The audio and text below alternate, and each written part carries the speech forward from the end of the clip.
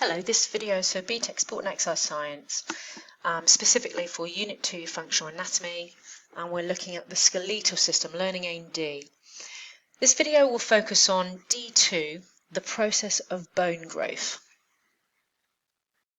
Now this is a really simplified diagram to show you what changes from birth when we're tiny to growing young adults like yourselves. We actually start off with our structure, our framework, being made wholly of cartilage. So we don't have hardened bone initially, we have a model, a framework, which is wholly cartilage. And what begins to happen as young children is that this cartilage is converted into bone. It calcifies. We deposit calcium, some bone cells, convert this cartilage into toughened, hardened bone. And as we grow and grow and grow, as young adults, what we end up with is predominantly hardened bone with a couple of lines, growth plates, which are still cartilage and are still where we lay down new bone. When we become mature adults and stop growing, they disappear. But this is a really simplified overview of the fact that we start as cartilage, our cartilage calcifies and becomes toughened, hardened bone. But we're going to look at that in more detail in a moment. So, a little bit of an overview about bone. So this is showing, obviously, an embryo which is beginning to calcify. So some of the bones are beginning to harden, but you can see that there are still huge patches which are very much cartilage and not developed and not protective yet. So from about 8 weeks to conception, we are a cartilage model. Okay, so we start off as a cartilage model. Then we begin the process of bone growth, which is where we convert cartilage to bone, and that continues at those growth plates until we're about 25 years old, at which point we become physically mature. Now, the process of converting cartilage to bone is called ossification. So converting cartilage to bone is called ossification.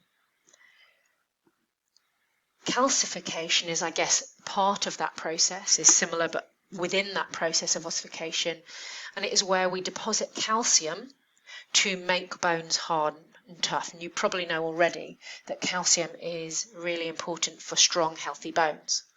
So once we've become physically mature at 25 years old-ish, we still have changes that happen within our bones, and instead of growing and the bones getting longer and us getting taller, we remodel our bones. And what that means is we've got our structure now, we're not going to change, we're not going to get taller, so the bone that we have, we basically go through this cycle of breaking it down and rebuilding it, breaking it down and rebuilding it, remodeling it to try and keep it strong.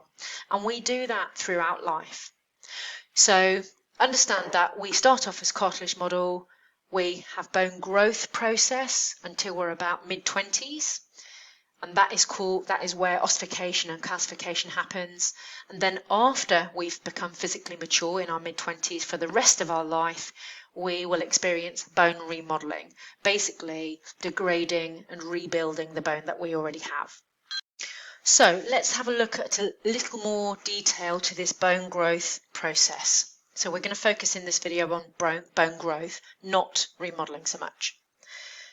As I've said already, we start as a cartilage framework, and the type of cartilage that we're made of initially is called hyaline cartilage.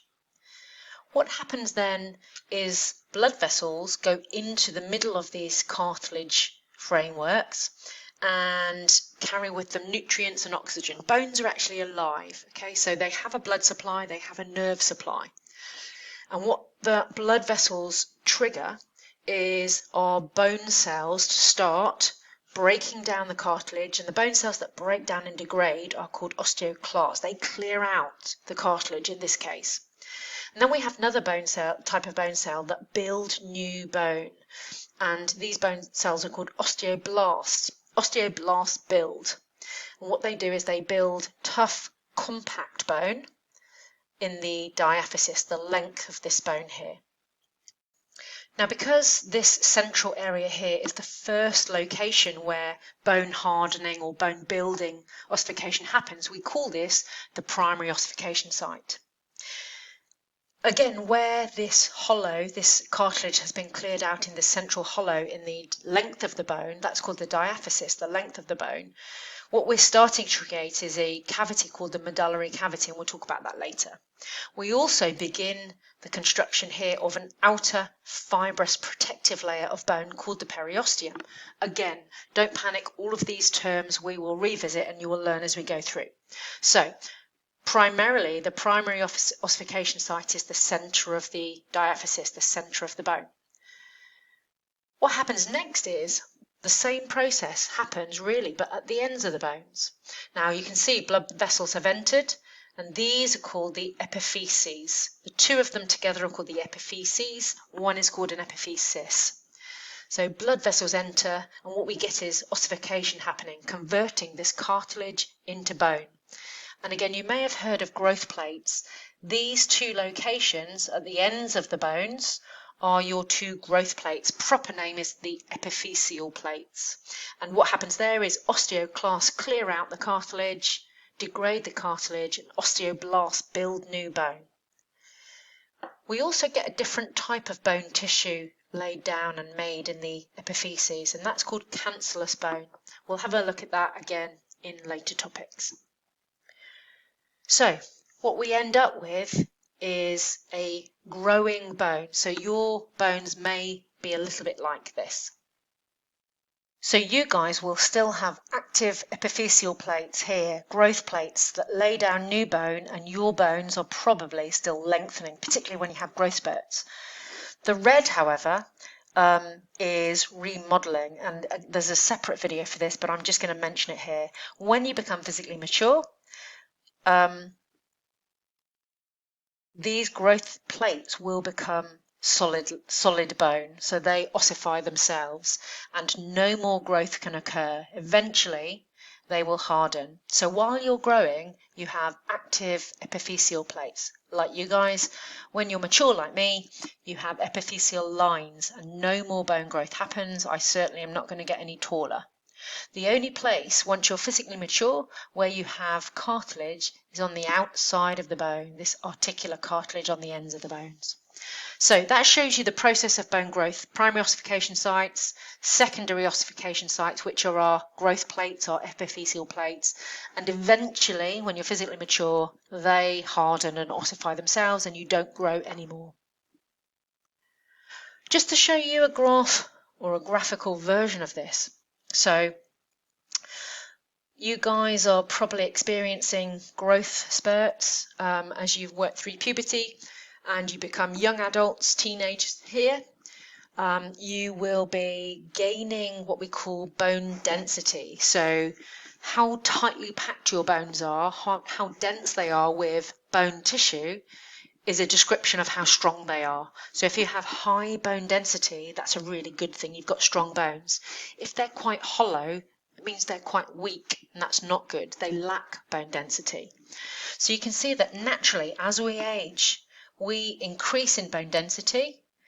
We increase quite dramatically, and we get to the point where we, in our sort of mid to late 20s, reach our peak. Once you get to your peak and you stop growing effectively, it's going to be a downhill from there. So as we age beyond, you go downhill. So it's really important that we try and get high peak bone density. You do load-bearing exercise to try and boost your bone density. You eat well, you have plenty of calcium, vitamins and minerals to boost your bone density while you're growing. Because the higher it is, the better, the stronger your bones are. Just wanted to show you a slight variation on the bone cells. So again, you will need to learn the names of these bone cells, all three. We've got osteoclast, which degrade, absorb calcium, clear out old cartilage in bone growth, or clear out old bone in bone remodeling. So they are the sort of, they do the prep work, they clear out the site. Then we've got osteoblasts that build new bone. They deposit calcium and collagen. And this is our bone growth cell. A new bone cell you may not have heard of are called osteocytes. So sometimes osteoblasts get trapped in the bone tissue, and when they mature, they become osteocytes. And actually, osteocytes eventually are controlling bone cells. They eventually control the activity of both osteoclasts and osteoblasts. So they're like the foreman. And I've just got a silly image to show you in a moment the role of those three cells. But just be mindful that you're most likely to be talking about osteocytes when we look at bone remodeling, and not really when we talk about bone growth. It's more likely osteoclasts and blasts when we talk about the bone growth process. So let's get to some detail about each of those cells, because it's really important to get your head around the three different types of cells. First of all, we've got osteoclasts. Now, there are going to be two layers of knowledge or two layers of terminology to describing bone cells. The sort of simple version is clear old bone or cartilage in the case of bone growth. So osteoclasts, clear. A slightly more academic term, if you can remember it, is that the role of osteoclasts is to resorb calcium. So they take up calcium from the bones, they degrade it.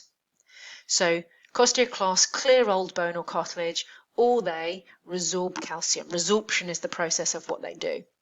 So pause the video, take down notes in relation to these specific bone cells.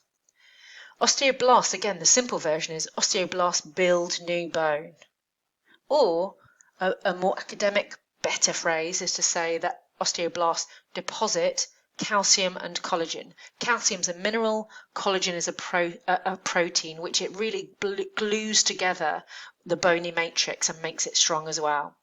So I would prefer if you can learn osteoblasts deposit calcium and collagen. Osteoclasts resorb calcium.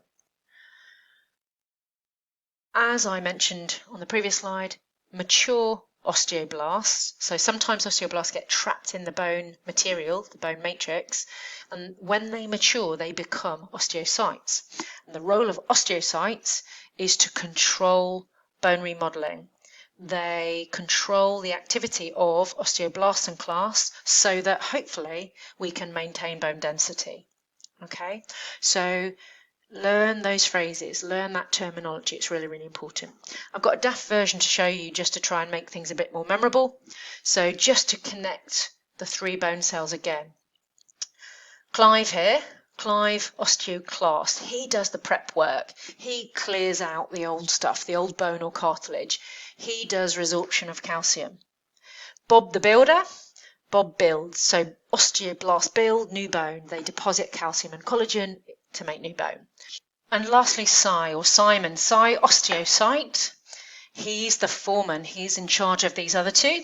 So he controls osteoclast and blast activity. He controls bone remodeling so that we can maintain bone density throughout our adulthood. Remember these terms, these bone cells, as best as you can, whatever way you can. So the last thing I want to show you in this video are a couple of exam questions.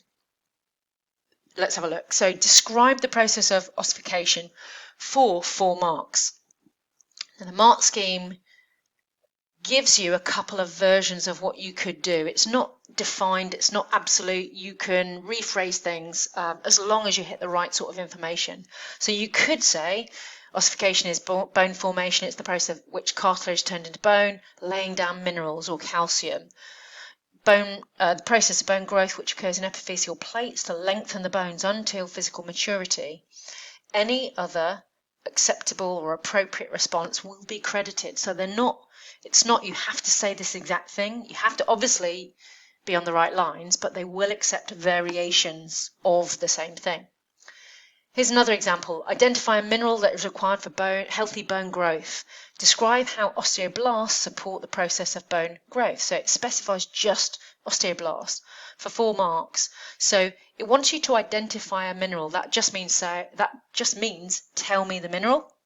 And then the second part of the answer is, for 3 marks, what do osteoblasts do to allow for bone growth? So obviously calcium is the main mineral you need to know. And then again, it gives you various options of what you could write about the role of osteoblast in supporting bone growth. They form new bone, following osteoclast activity to convert the osteocytes, laying down collagen, what happens at the epiphyseal plate to lengthen the bone. So any version of the same sort of thing, you can get credit. So that's the end of the video on the process of bone growth. That's the red content here. There's another video later which will cover bone remodeling in more detail.